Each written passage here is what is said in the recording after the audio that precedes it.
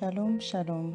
Aujourd'hui, nous allons dans le livre de 2 Rois, au chapitre 4, du verset 1 à 6. Une femme d'entre les femmes des fils des prophètes cria à Élisée en disant : « Ton serviteur, mon mari, est mort, et tu sais que ton serviteur craignait l'Éternel. Or le créancier est venu pour prendre mes 2 enfants et en faire ses esclaves. » Élisée lui dit : « Que puis-je faire pour toi ? Dis-moi, qu'as-tu à la maison ? » Elle répondit : « Ta servante n'a rien du tout à la maison qu'un vase d'huile. » Et il dit : « Va demander au dehors des vases chez tous tes voisins, des vases vides et n'en demande pas un petit nombre. Quand tu seras rentré, tu fermeras la porte sur toi et sur tes enfants. Tu verseras dans tous ces vases et tu mettras de côté ceux qui seront pleins. » Alors elle le quitta. Elle ferma la porte sur elle et sur ses enfants. Il lui présentait les vases et elle versait. Lorsque les vases furent pleins, elle dit à son fils : « Présente-moi encore un vase. » Mais il lui répondit : « Il n'y a plus de vase. » Et l'huile s'arrêta. Amen.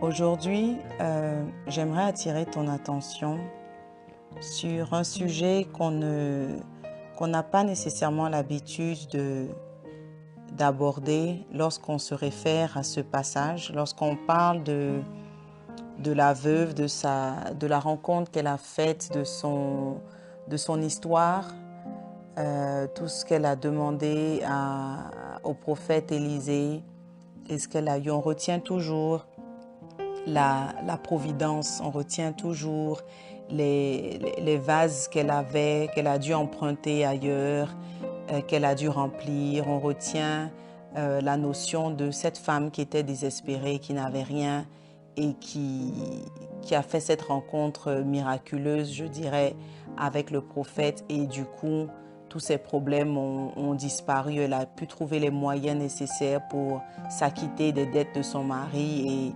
et plus ou moins avoir en fait accès à une vie nouvelle.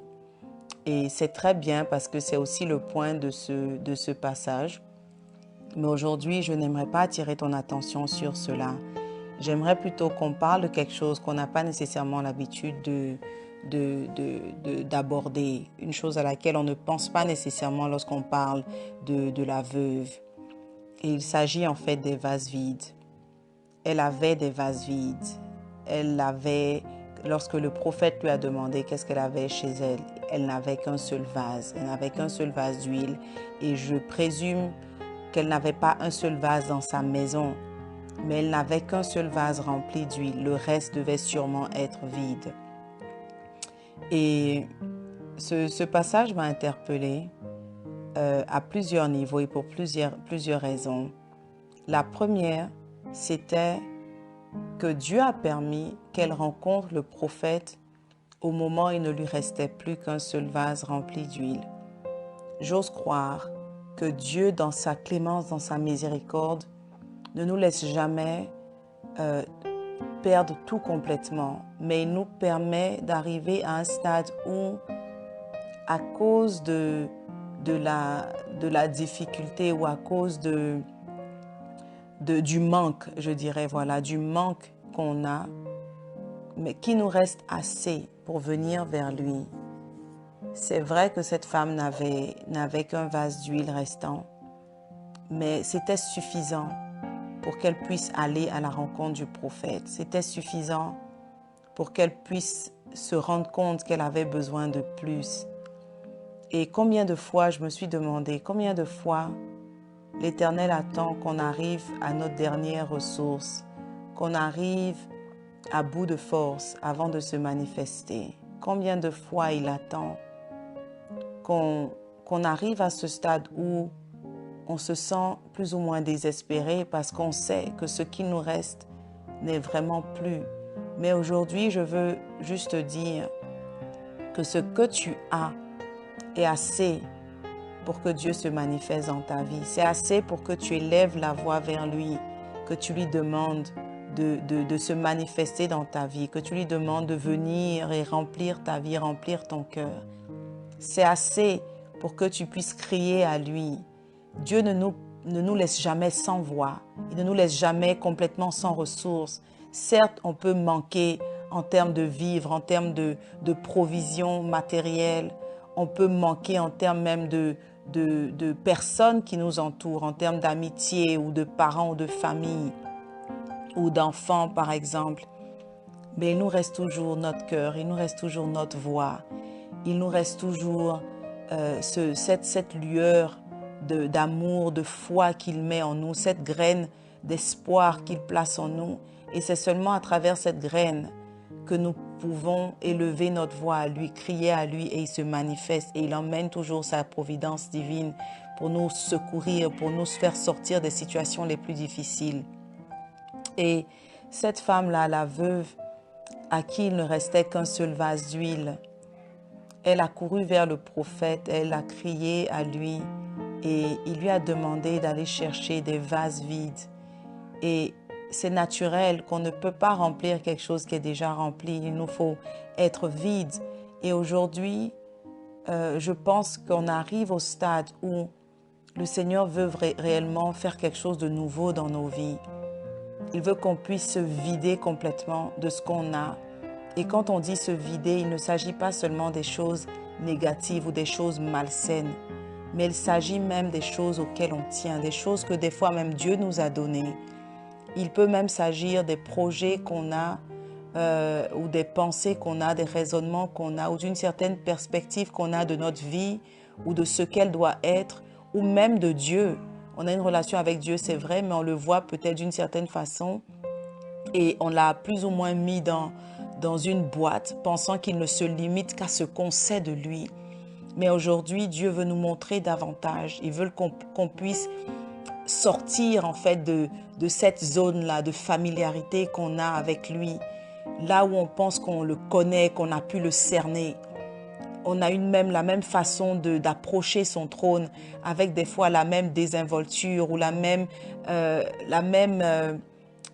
familiarité, familiarité avec le Seigneur. On ne met plus d'efforts parce qu'on pense que ce qu'on a est déjà acquis, ou on pense en fait que dès on vient à lui, il doit se manifester, il doit répondre, il doit faire. On ne connaît en fait que le Dieu qui répond à nos prières. On ne connaît que le Dieu qui exauce nos plans. On ne connaît que le Dieu qui nous donne ce qu'on veut ou ce dont on a besoin. Mais aujourd'hui, il veut qu'on le connaisse sous une autre dimension. Il veut qu'on le connaisse comme celui qui nous remplit. Comme le Saint-Esprit qui nous remplit de vie, qui nous remplit de joie, qui nous remplit de sagesse, qui nous remplit de puissance, qui nous remplit de sa force. Et pour pouvoir être rempli du Saint-Esprit, il faut d'abord reconnaître qu'on est vide, il faut reconnaître qu'on a besoin de lui. Il faut pouvoir se vider de nos émotions, il faut pouvoir se vider de tout ce qu'on garde si jalousement, nos secrets, nos pensées ou même notre histoire, parce qu'on se dit, oui, c'est mon histoire, c'est mon expérience, j'ai traversé ceci, ou même nos accomplissements, nos succès. Mais aujourd'hui, Dieu veut qu'on laisse tout, qu'on dépose tout au pied de la croix et qu'on lui fasse confiance à nouveau, qu'on lui demande de faire quelque chose complètement de nouveau, qu'il nous épate, qu'il nous étonne, qu'il nous surprenne. Parce qu'il n'a envie que de ça, de nous surprendre, de faire quelque chose que l'homme n'aurait même pas pu prévoir, qu'il n'aurait pas pu prédire. Il veut nous bénir au-delà de notre entendement. Mais la bénédiction de Dieu, la réelle bénédiction, la vraie bénédiction de Dieu est sa présence, c'est son esprit, c'est son amour. Et comme le proverbe dit, c'est la bénédiction de l'Éternel qui enrichit. Elle n'est suivie d'aucun chagrin. Et je pense que tous les hommes que nous sommes peuvent reconnaître que rien sur cette terre n'est capable de nous remplir au point où nous n'allons jamais demander, nous n'allons jamais avoir un besoin quelconque. Ni l'argent, ni la famille, ni les médailles ou les accomplissements qu'on a ne peuvent vraiment nous apporter la satisfaction, une satisfaction totale. Seul Dieu peut le faire. Seul Dieu, par son esprit, peut le faire. Mais il a besoin que nous soyons vidés complètement de tout ce que nous gardons, de notre façon d'être, de nos habitudes, de nos pensées, de nos désirs, afin qu'il puisse les remplacer par les siens, qui sont encore bien meilleurs que les plans que nous formulons pour nous-mêmes. Aujourd'hui, le Seigneur veut te remplir de son esprit.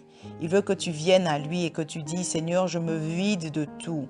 Et toi-même cite mentalement dans ton esprit, ou cite si tu es dans un endroit où tu es seul, comme la femme, tu as pu fermer ta porte, tu es vraiment en mesure de le faire de façon ouverte. Alors fais-le, sois vulnérable devant Dieu. N'aie pas peur de te montrer comme tu es, parce qu'il le sait déjà. Mais il a besoin que tu sois vulnérable, que tu sois sincère, que tu sois honnête. Il nous a créés au début, et quand il nous a créés, la Bible dit que nous étions nus et sans honte. Et il veut qu'on reparte à ça. Et quand on parle de se vider, c'est de ça qu'il s'agit. C'est enlever tous les artifices qu'on a, enlever nos masques, les prétentions qu'on a. C'est pouvoir être réel, ouvert, avoir un cœur à cœur sincère avec Dieu et reconnaître que Seigneur, j'ai besoin de toi. Seigneur, si tu n'interviens pas dans cette situation, je ne sais pas comment je ferai. Seigneur, si tu n'es pas présent dans ma vie, alors je n'ai pas de force et je n'ai même pas de raison de vivre, je n'ai pas de raison d'être. Il veut qu'on arrive au stade où on n'a pas honte de reconnaître que c'est lui qui peut tout, qu'on n'a pas honte de reconnaître qu'on ne peut pas, qu'on a des limites, qu'on a des faiblesses, de reconnaître nos insuffisances, nos incapacités.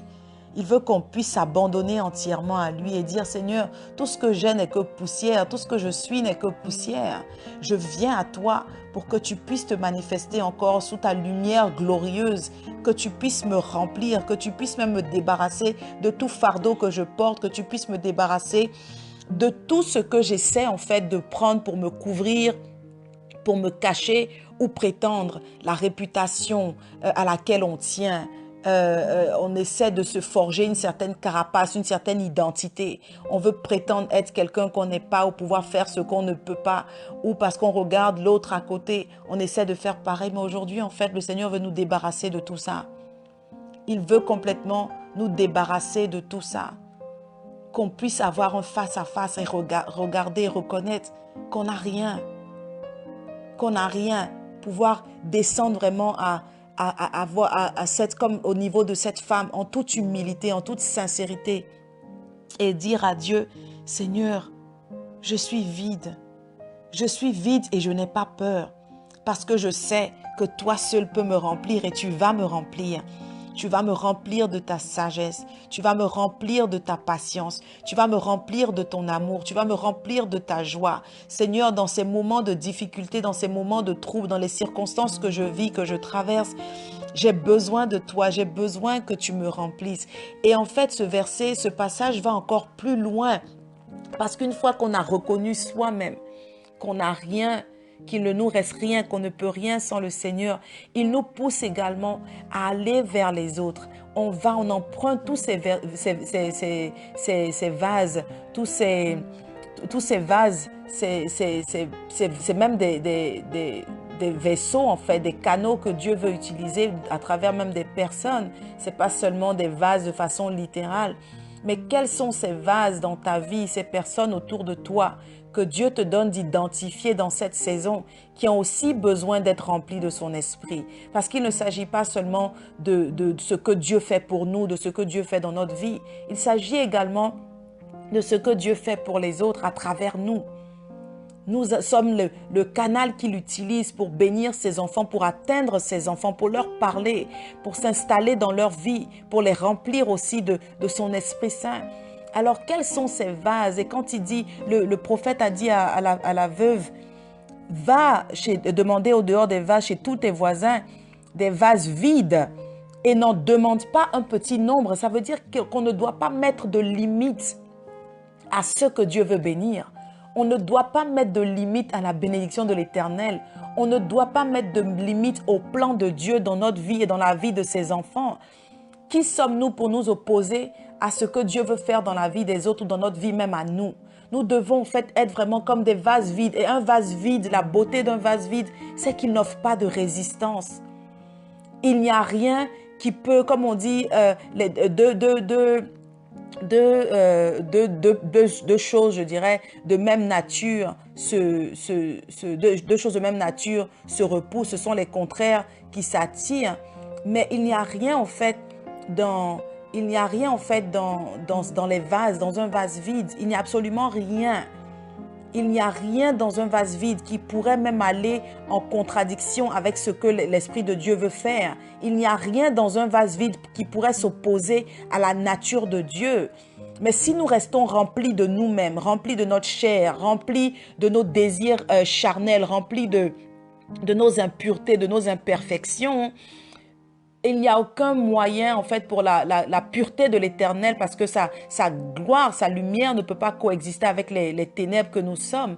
Alors nous ne pouvons pas nous-mêmes présenter un vase qui contient encore des résidus de nous et demander à l'Éternel de remplir. C'est impossible. C'est pour ça qu'il nous demande de nous vider, pas pour nous laisser vides, mais pour qu'il puisse nous remplir, mais que ce soit pur, que ce soit pas dilué, que ce soit exactement ce qui vient de lui. Alors quand nous nous présentons comme des vases vides devant lui, nous lui donnons l'opportunité de nous remplir et que ça déborde et que ça puisse toucher les autres et transformer la vie des autres qui sont autour de nous, toucher ceux qui sont dans notre environnement, ceux qui sont rattachés à nous, ceux vers qui il nous appelle, il nous envoie. Alors aujourd'hui, j'aimerais juste te demander, est-ce que tu es prêt à laisser l'Éternel te vider complètement afin qu'il puisse te remplir? Est-ce que tu es prêt à tout laisser? Et regarde toi-même quelles sont ces choses que tu dois laisser, quelles sont ces amitiés, quelles sont ces relations, quels sont ces désirs que tu as ou ces projets ou ces plans que tu as, mais parce que l'intention n'est pas bonne, l'intention ne vient pas de Dieu. Il te demande aujourd'hui de tout laisser, de tout déposer. Qu'est-ce qu'il y a que Dieu est en train de te mettre à cœur de vider? Et je prie en ce moment, oh Katarabashete, je prie en ce moment que la joie du Seigneur soit ta force et que tu ne te vides pas pour être rempli d'amertume ou de chagrin ou de doute ou de frayeur, mais que tu te vides avec joie parce que tu sais que l'Éternel va te remplir, parce que tu sais qu'il va te remplir encore plus que ce que même tu viens de perdre, que ce que tu viens de vider, d'abandonner à ses pieds. Je prie que l'Éternel te remplisse de sa force, te remplisse de sa lumière, qu'il te donne la force de pouvoir aller au-delà de tes aptitudes, qu'il te donne le courage de braver tous les obstacles de ta vie, qu'il te donne aujourd'hui l'opportunité de redémarrer avec lui, de recommencer parce que tu es rempli d'une vie nouvelle. Tu es rempli, oh Katarabashete, tu es rempli de son Saint-Esprit, tu es rempli de sa lumière, tu es rempli de lui. Que tous ceux qui te voient reconnaissent l'Esprit de Dieu qui est en toi, que tous ceux qui viennent autour de toi puissent être alimentés, abreuvés par la parole de Dieu que lui-même aura déposée au tréfonds de toi. Que partout où tu passes, tu sois une bénédiction pour les autres. Que ta coupe déborde, que ta coupe déborde, que ta coupe déborde au nom puissant de Jésus. Je prie en ce jour que l'Éternel continue de marcher avec toi. Je prie que tu ne te sentes pas seul parce que l'Éternel est avec toi. Que tu saches que c'est Dieu qui conduit tes pas et quand tu acceptes de te vider, que lui seul te remplisse. Amen, amen.